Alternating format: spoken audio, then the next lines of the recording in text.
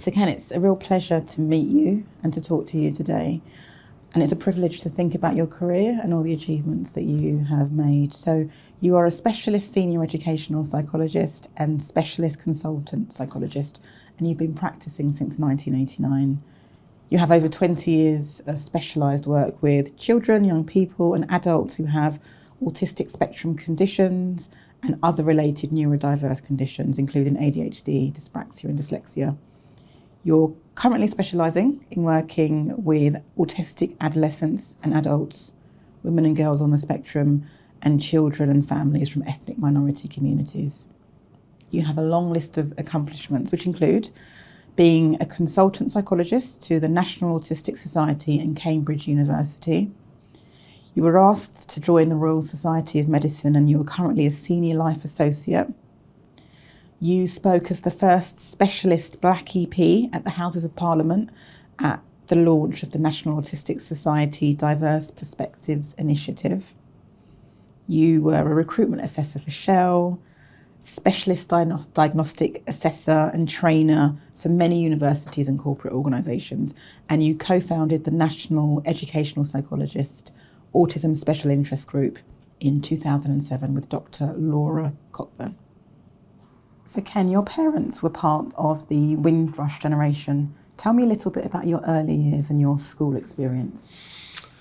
Wow, that's a long time ago, but what I remember is that the very early stages of my years, I was born in North Middlesex Hospital in Haringey, and I went to local schools there, which my experience was a very positive one. But when I was round about 8 or 9, we moved to another area, which was not as culturally diverse as my previous experiences in Tottenham, Haringey. And it was a much more predominantly white environment, which was a very different experience for me and my family, my 2 brothers and a sister. And it was then when I started to feel that there were issues to do with how we were as a family, as we were the only Black family in the neighbourhood, in fact the community. And when I attended school, we were the only Black family at school, which was quite difficult because the context at the time with regards to the politics was that my parents were of the Windrush generation, and we were placed in Haringey because that's where most of the Windrush families were placed at that point in time. And we were in, like I say, rented accommodation, and my dad wanted us to be in an accommodation where we could have our own house. And so he took up the offer of a council house in Walthamstow, thinking that that would be great for us, that we would be in a school where our education would be better. But unfortunately it wasn't. So when going to the school, we were subject to a lot of prejudice and racism. And as I mentioned about the politics, it coincided when there was a lot of concerns expressed by politicians, particularly Enoch Powell, about the rise in immigrants from the Windrush generation coming to England, and the issue about the immigrants taking over the jobs of the indigenous, which was a very traumatic time for those who were of colour. So that led to lots of issues about us being bullied, being physically bullied, and me being the eldest of 4, I felt very inclined to protect my brothers and my sister, which meant that I fought back effectively. And this became an issue with others, particularly my teachers, who did not necessarily see why I was involved in these fights, and perceived me as a behaviour problem. So looking back on those days, actually, I didn't particularly feel that my school experiences was one of learning. Right. It was very much more of a trauma. I felt that every day that I was going into school, it was like a war zone. And I wasn't feeling that I was protected by my teachers, and I was very protective of my brothers and my sister.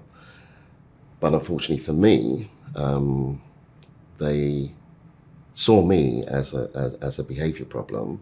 So what I remember was that there was a person that came into the classroom, and the teacher pointed towards me. The person came up to me and they said, "Oh, hello, Ken. I'm doing some research in the school." So I don't remember, but I remember going willingly along with this person and being introduced to some puzzles. I can't remember anything more than that, but this person seemed to be a nice person, and I did what I felt was fun, and I was quite pleased to be singled out for a little bit of attention, and that's what I remember. I don't remember anything else until I received this letter to take to the school, to take to my parents, which I thought, this is a bit suspicious, because I was involved in a few problems with my behaviour at school, and I think that's how I was perceived by the school.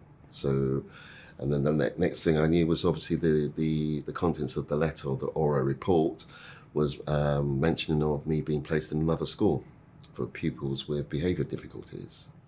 If you think about those puzzles now, and in the context of some of the practice that still goes on, what do you think those puzzles Those puzzles were based on a WISC or whatever it was. It was a psychometric assessment, big time. And obviously I've administered in the past and I've been trained to use them, and so on and so forth. But they were definitely, they were a tool to assess me. And I don't think that I fared really badly on the assessments, but I do remember that the overriding concern was my behaviour, most definitely. And not feeling that my voice was listened to, from the point of view of why I was involved in such kind of situations with others, inside as well as outside school. So some of the practices that we would use now, which would be consultation and thinking about systems. My parents weren't consulted, which was horrifying when I look back on it. They weren't involved in the process. They were involved when the decision was made, until my dad was very assertive about this. So he arranged a meeting with the school, and I remember now that my parents and I attended that meeting, and the head teacher saying that because I was a behaviour problem, that it would be best that I was placed in a special school for children who had emotional behavioural difficulties. So my dad was quite angry about that, and he basically said, "No, I will discipline my son." And that led to me being put on a weekly report to my dad, and him taking control with regards to the activities that I was involved in school. And his premise was that, no, you were not going to do things that you particularly enjoyed, such as football and sports. Your focus should be on academia. And his premise was that, and I think that's quite common within Caribbean families, was that education was the way forward. It was the way to move forward. And I remember him saying to me on more than one occasion, "You will never get on in this world unless you have letters behind your name." And that really stuck with me throughout my life. And obviously I'm fairly qualified now. But at that point in time, I felt that there was some injustice, that my dad was not necessarily seeing what was happening to me, being and my brothers and sisters being victimized within that environment, and that the school were not supportive of me. So to say a bit more about that was I did buckle down. I was not in trouble. The school perhaps were looking at me from the point of view, the focus of my behaviour. But when I transferred to middle school, the experiences were much better. Right. And Ken, the school that you were talking about, that they were hoping to send you to, were the schools for educationally subnormal? Absolutely. I wasn't aware of what that was at the time, and I think, to be quite honest with you, I was quite traumatized about being in a predominantly white school, where we were victims of racist taunts, bullying, physical assaults, having eggs thrown at me, walking down the streets from the community and things like that. So I was kind of thinking, well, if there was a school where I would be with more people of my colour, that would possibly be a better experience for me. But I wasn't aware at that point in time it was to do with intellect and about this kind of feeling that Afro-Caribbean children would be best placed in a separate environment because they were inherently and innately unintelligent in comparison to the white population of his. it's interesting at the moment, there's a big increase in the media about ESN schools. So you mentioned educationally subnormal schools. It's been discussed in the Houses of Parliament currently. How do you feel about the fact that you as a child could have gone to one of those schools having had the visit from the educational psychologist if it weren't for your parents saying, no, we don't want him to go? Well, I think I might have mentioned this earlier on, but I think I think on reflection, if I put myself back into my shoes when I was a 9-year-old, feeling traumatized, being very upset at home, crying myself to bed, and bracing myself to walk into a context where I knew I was going into a war zone, I would have gone for going to a school where there was much more cultural diversity.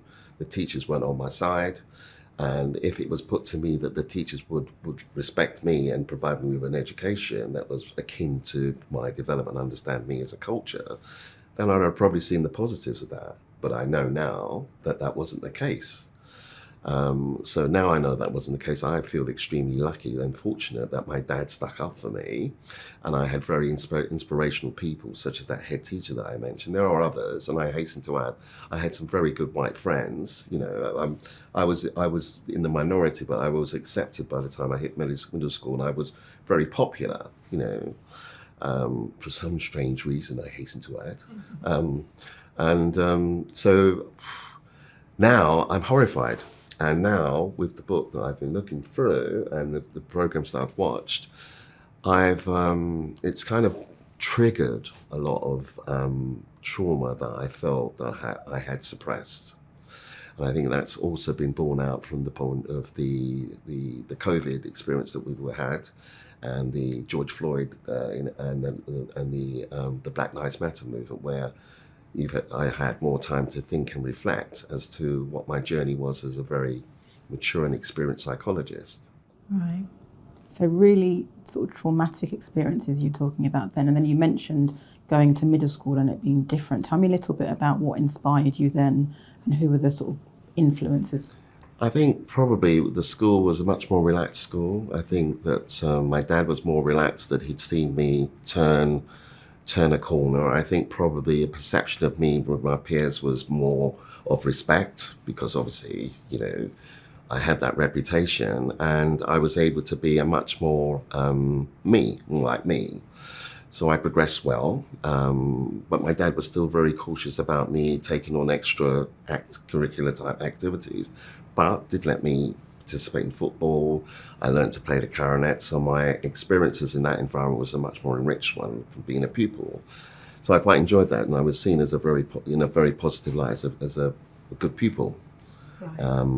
I then transferred on to a senior school, was around about age 14, where I kind of lapsed in my behaviour, and I think that was looking back, was due to a group of schools amalgamating with different pupils who had different perceptions. Some of them were still quite racist, and there was this element of bullying going on, and I was a person, and I've always been a person that's been an advocate for those that are being bullied, having had those experiences, so I would stick up for those. And at times, it may have looked that I was the bully, but I wasn't. I was protecting the bullies, protecting those being bullied from those who wanted to bully. But my head teacher could see that perhaps I might be getting involved in aspects of deviant behaviour outside as well as inside school, and basically took me aside to have a chat with me, and said to me, look, you've got a lot of potential here, you could do very, very well, and if you stick to applying yourself in your sports, studying, I think you'll go far. And I listened to him. Mm-hmm. It was a very difficult environment at that point in time if we look at my experiences outside school, because this was the time when it was in the 70s. There were issues to do with the National Front. When you walked out, there was kind of discrimination everywhere. It was still ongoing from primary school, the racism and how we were perceived as black people. And so it was in that context where there weren't many opportunities for black people to progress and to further their education. To cut a long story short, I did manage to succeed in my A-levels. I became head boy, surprisingly, and a pupil representative on the Board of Governors. And when I look back at that, I kind of think, well, goodness gracious, where did that come from? So on doing my A levels, I think probably the reason why I wanted to study psychology was that I was, right from a very young age, I was always asking questions as to why were people perceiving me and my family as different? Why, we were being victimized? Why were we feeling, vulnerable? And I remember going through school and feeling that I didn't want to be black. I actually wanted to be like my white peers. And I remember disowning my culture. So, for example, if my friends were saying, "Oh, we're going to have fish and chips tonight. What are you having?" And instead of me saying I'm going to have rice, peas, and chicken, I'd be saying things like, "Well, yeah, I'm probably going to have, pie and mash or something like that," which when I look back on it, obviously that was my state of mind at that point in time, and really wanting to kind of identify with the white culture so I could blend in, which was obviously not right when I look back on it. So I was always asking those questions, and as I grew up, as I matured into as a student, I wanted to kind of find something that complemented my A levels, which at the time were biology, statistics, and sociology. And this new subject called psychology was kind of brought to my attention. I looked at it and I thought, whoa, this is something that I would possibly be interested in. And I kind of did some more research into this area, and I did an A-level, obviously, in it, and decided that this would be the area that I'd like to focus on. But at that point in time, psychology was not perceived as anything. It was perceived as a fairly weak subject for to study. And I remember my father wasn't too keen on that because he wanted me to train to be a doctor, a medical doctor, and I didn't particularly like cutting things up, dissecting. So this seemed to suit me, and I stuck to my guns and eventually applied to study psychology with the view of it answering questions that I'd always had. And the university that I went to, in Reading, in 1979, was a very good course. It really had a lot of facets to its program, which meant that you could either progress into doing a Bachelor of Science in Psychology or a Bachelor of Arts in Psychology, depending on what your persuasion was. And I was very interested in the social aspects of psychology. And that led to me progressing towards looking at clinical, but also realizing that my impact would be better in education. And so, Ken, in spite of all those challenges that you mentioned sort of early on, particularly in your early sort of primary years, and then the sort of the shift from middle school to secondary school, you did go on to get on the teacher training course at the Institute of Education. So you managed to get one of 40 places. I think there are something like 10,000 applicants, and the Institute continues to be number one in the world for teaching. What was that like, thinking about your history and some of the narratives that you'd heard about yourself previously? Okay, I think I probably need to say a little bit about my experiences at university, because when I went to university, there was no one like me at university. A working class black student who did not understand the university system. And if you look at that from the point of view of my intersectionality, I was very different, extremely different, and I felt it. So it took me a time to adjust. I still felt very, very insecure about my intellectual capacity. There was still that stuff about whether I was clever enough to be at university, and that self-doubt. And I struggled to get through the first year, but I passed. And I got on, and by the time of my third year, I was doing extremely well. I was getting borderline first grades, and I had aspirations to go on to study to become a clinical psychologist. And I was advised by my tutor at the time that perhaps I should be thinking of becoming an educational psychologist, because there weren't many people of my colour in that profession, and that was an area that it was felt that it was needed. Now, the reason why I'm bringing me back to the university was because up until that point of time, the thought of working in education was the last thing I ever wanted to do, because even though I had some positive experiences towards the end, the trauma was still there about my primary school experiences, and they were advising me to train to become a primary school teacher. And so I had to really think about that. And then I decided, yes, that was an appropriate way forward.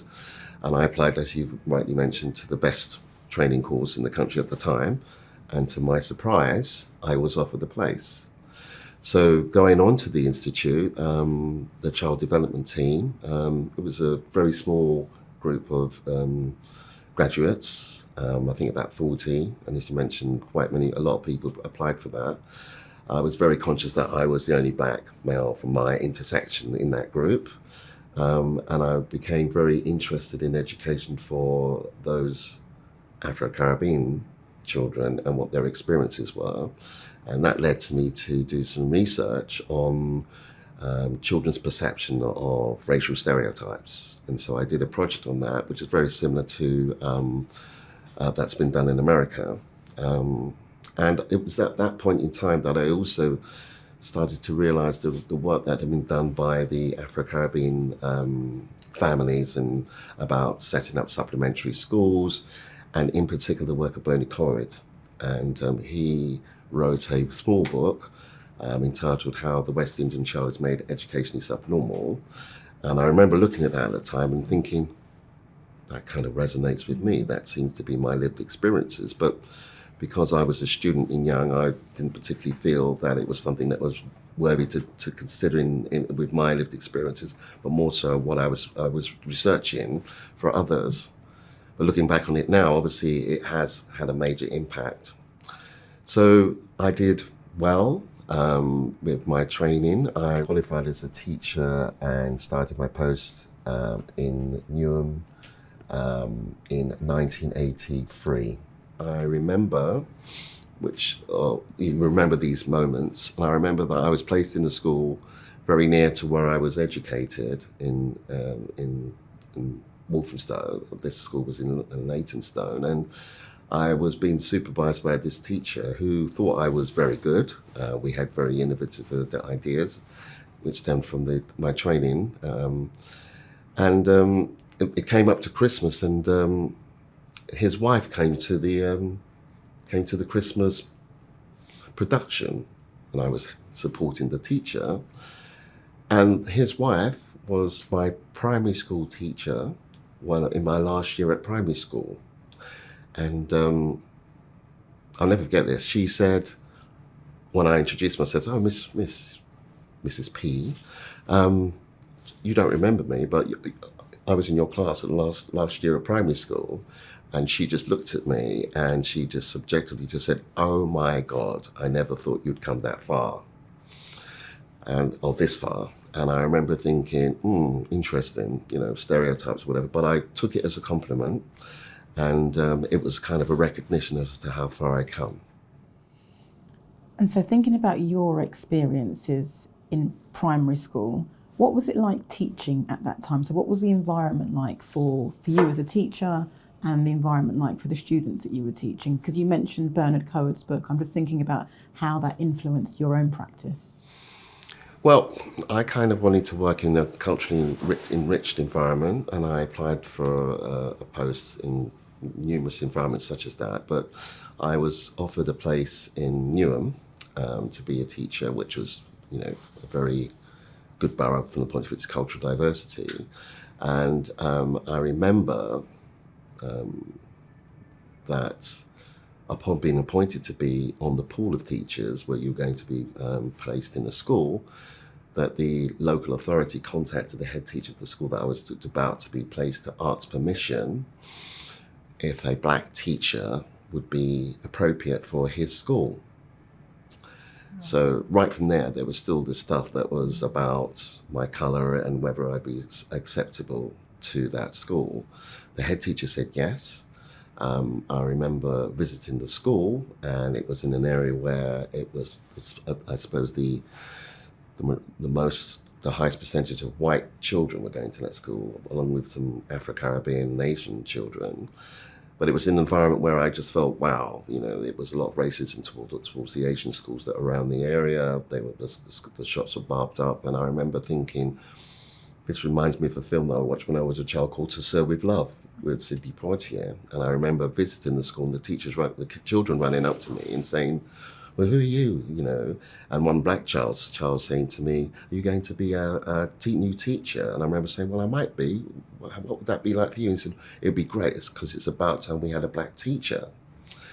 So I remember thinking, okay, this is great. And I remember thinking that this might be a journey for me, because, am I okay to take this on? And indeed, when I started to teach, I found out that there were some parents that withdrew their children from my class because of the colour of my skin. I remember my first assembly that every single parent that was of the children were in my class turned up to watch me and watch how the children were.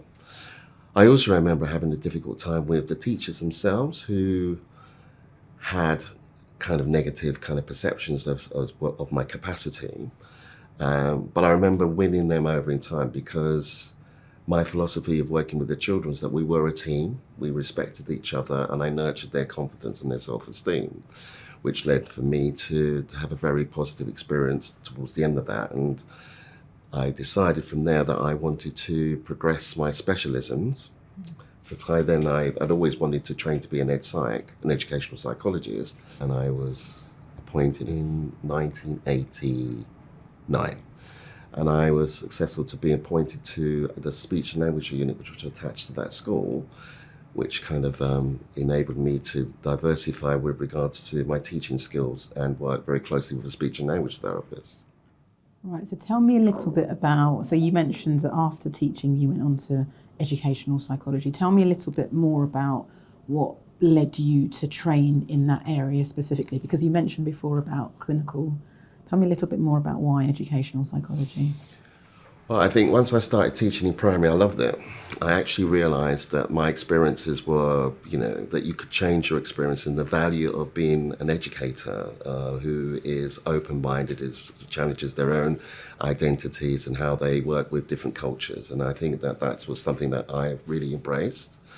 When I worked in the speech and language unit, it was very much developing my skills to train up, to be considered for a place on a training program for educational psychologists. But I need to say also, I also trained to become a youth worker during that period, and I was a part-time youth worker, and I also was trained to be a health and fitness instructor. So I was working with children, young people as a youth worker, and adults in my health and fitness work. Right. So a really sort of varied experience that you've had in terms of career. And what you were talking about there was really focusing on autism. And so it's fair to say that you are an expert in the field of autism. And there's been lots of research about disproportionality. So thinking about how specific groups are overrepresented in terms of diagnosis. What are your thoughts about the experiences of children and their families who are neurodivergent from minority ethnic backgrounds? My thoughts and experiences are that as a professional psychologist, there have been issues as to their understanding of the culture, that they need to check themselves with regards to what values that they're bringing towards understanding a culturally diverse family who have a neurodivergent child, or that there are others in that family or within the community. And there have been issues as to what assessment processes that they've undertaken which are culturally fair. The other side to that is that the families and the communities themselves have been very fearful of the terminology such as autism, and in some of the countries that they come from, the word autism doesn't exist. So there are lots of stigmas attached to that type of word and then how it connects to certain types of behaviours.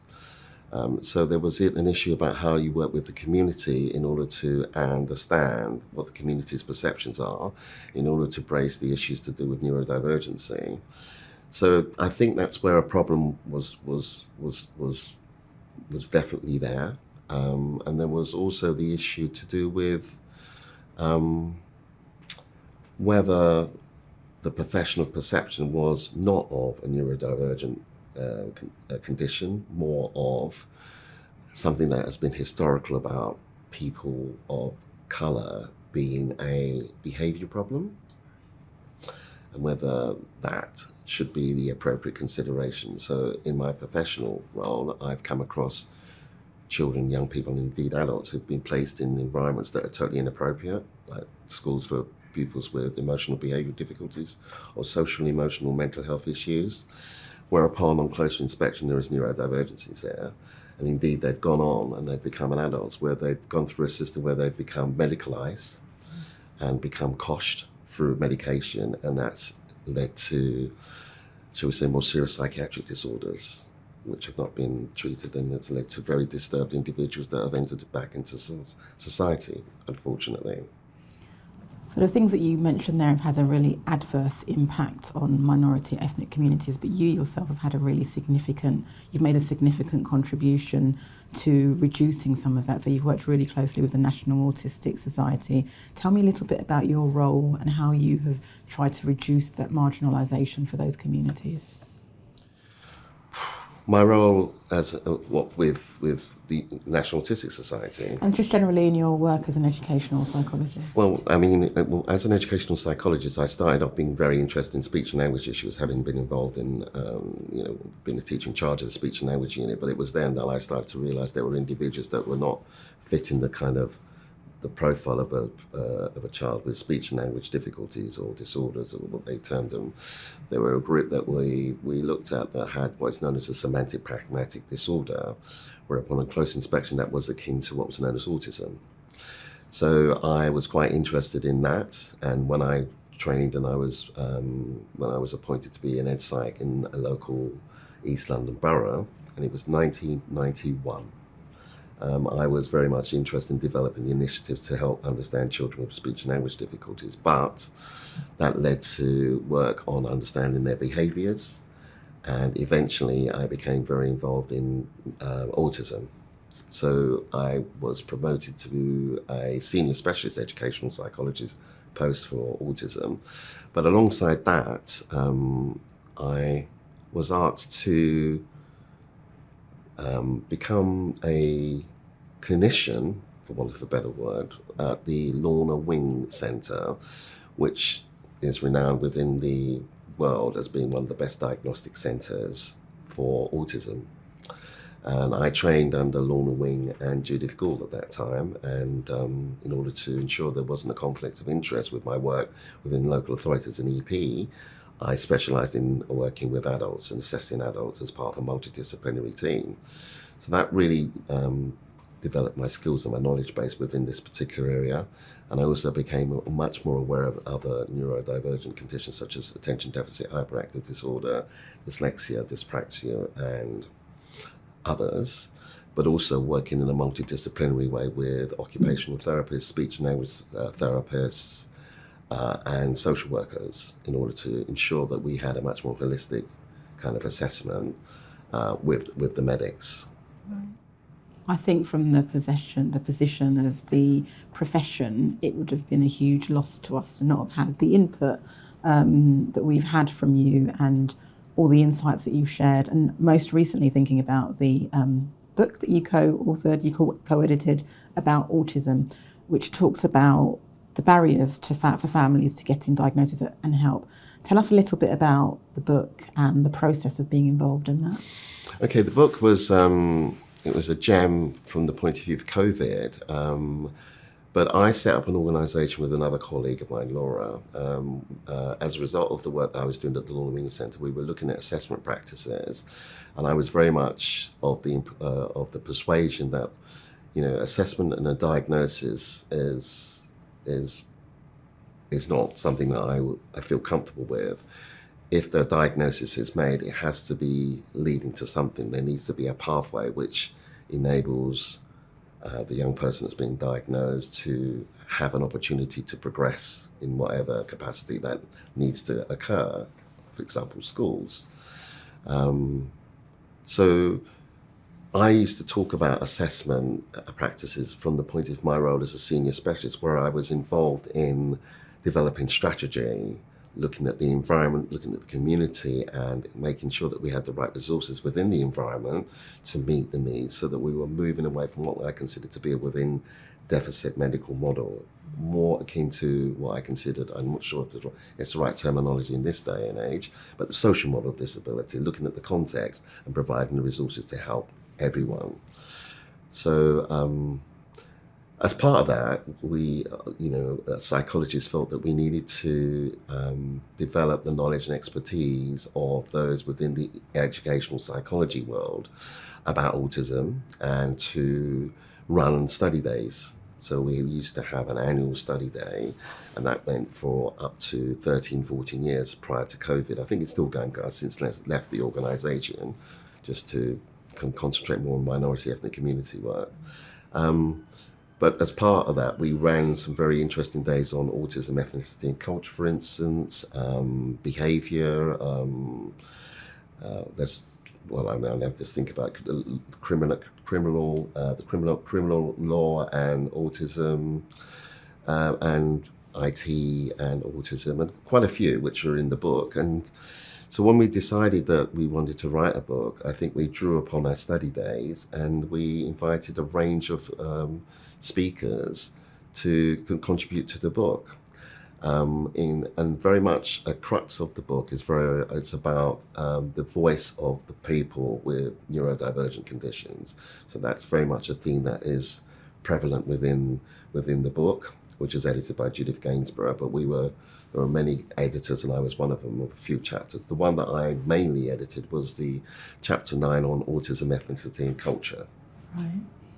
Ken, I feel like you've given us a snapshot of an incredible career, but you did retire early. You retired from local authority work to focus on EDI issues. Tell us a little bit about why that was important to you. Well, I think it's quite interesting, because I have to reflect back on the reason why I ended up working in a local authority that when I first started was very similar to my childhood experiences. It was a very much a white racist environment, and there was something there that I felt I wanted to give something back in order to challenge and change perceptions, which took me a while. But I stayed there for over 20 years. I think 29 years I stayed, but I had many opportunities to progress and develop.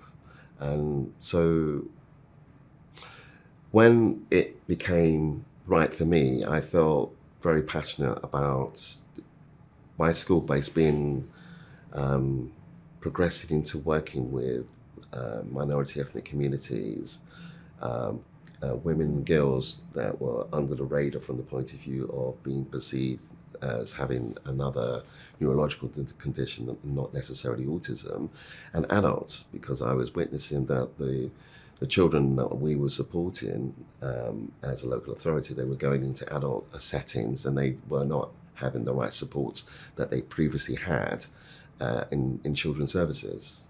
Right. So that's why I went out into that. And I also felt that local authority work I'd done enough from that local authority, and I felt that this was the next stage for me to progress. Right. And led to publications such as this, and dare I say, this kind of opportunity today to talk to you all. Right. When you look back on your career and your life, and you think about progress that has been made, what advice would you have for the new generation of educational psychologists that are going out into the field and they're working with children and their families with neurodivergent conditions? What would you be saying to them? What would you hope to be seeing for them in terms of their career, in terms of leadership? I think, from my experience, I think it would be very much that the psychologists themselves need to look at themselves, really try and understand what their intersectionality is all about. Where do they come from? What's their class? What's their social status? What's their gender? How do they perceive themselves as an individual? And to be quite mindful of what their potential biases, and when they are working with someone who's different to who they are, and to check themselves as part of that as a first. Secondly, a real understanding of the culture that they're working with, and understanding of the intersections of the individuals or their families and the community in order to provide an assessment that is fair and just. Culturally fair is the word that's used, and I think that is something that I would certainly advocate with regards to assessment practices. So the use of IQ tests or other standardized assessments may not be appropriate for, so we say, a Caribbean family or an African family because of their Eurocentric development and nature, for one. As we know, standardized and cognitive assessments are prevalent within our profession, and I think that needs to be looked at in a lot more depth. And I'm pleased to hear that the EDI department of the BPS are looking at this from the point of view of their work. So that needs to be a consideration. I think there's an issue about also working as a team, and certainly from my perspective as a psychologist of color, throughout my progression, I've always felt that I was supported, but not in the way that I felt I could have been. And I think that's probably to do with perhaps an assumption that I was a fairly competent psychologist, so there wouldn't be any emotional or internal issues that I would be experiencing as a black psychologist working in environments where there are subtle aggressions that I experience that others may not see. So we're talking microaggressions that we, as people of color, can experience all the way through, but others may not see it. And it's about being supported through that. So I think there's something there about the supportive nature of going through. With regards to neurodivergency, I think there has to be a development of knowledge and expertise in that area and how it applies to different cultures in different settings. You mentioned there about microaggressions, and we can think about the macroaggressions that psychologists face in their work. Tell me about some of the factors that have helped you overcome some of that. You've alluded to it earlier, but tell me about some of the factors that have helped you overcome and sort of continue within the profession. I wouldn't say I've overcome it. I think maybe I've had strategies to deal with it, because I think that you become very vigilant, and when you're vigilant, you become very. You need to be very mindful as to how you deal with those situations. So, mine has always tried to be very positive, very polite, very calm, very respectful of whoever that I'm working with, despite their biases. And I've always prided myself on giving the best to whoever I'm working with, be it the most racist family that they've seen me knock on their doorstep and there's been this hill of kind of abuse as to what this person is doing on their doorstep, expletive, to those that are actually quite like, wow, we've got a black psychologist. This is amazing. We don't normally see people of color in this kind of profession. So it's just very much being very mindful of that. I think also that I've been very fortunate to have some allies, some very good allies who are white. They work very hard to understand themselves and understand what it's like from my perspective, and it's enabled me to be very open about my journey.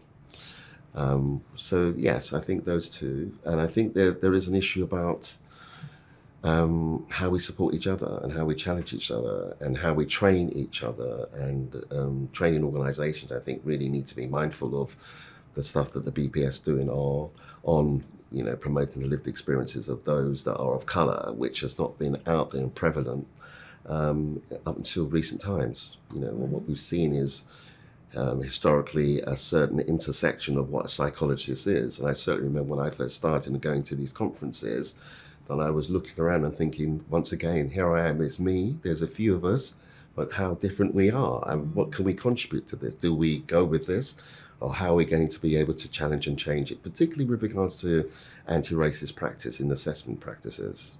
Right. Because you mentioned there, Ken, about some of the work that the BPS is doing, and you've been a BPS member for a while. Tell me about your experiences of the BPS and EDI generally. That's really an interesting question. Right, let's focus this. Well,